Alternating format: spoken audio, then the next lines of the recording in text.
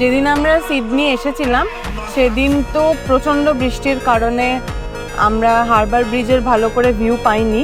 আজকে blue mountains দিয়ে ফেরার সময় আবার হারবার ব্রিজের ওপর দিয়েই ফিরছি, তো এখন একবার হারবার ব্রিজের ভিউটা আপনাদেরকে দেখাবো।